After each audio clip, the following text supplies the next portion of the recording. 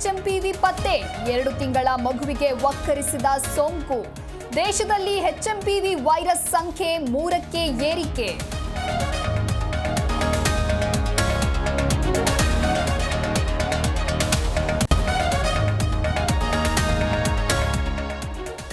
ಬೆಂಗಳೂರಿಗೂ ವಕ್ಕರಿಸಿದ China virus ಮುನ್ನೆಚ್ಚರಿಕೆ ಕ್ರಮಕ್ಕೆ ಸೂಚನೆ ಕೊಟ್ಟಿದ್ದೇನೆ ಬೆಂಗಳೂರಿನಲ್ಲಿ ಮುಖ್ಯಮಂತ್ರಿ ಸಿದ್ದರಾಮಯ್ಯ ಹೇಳಿಕೆ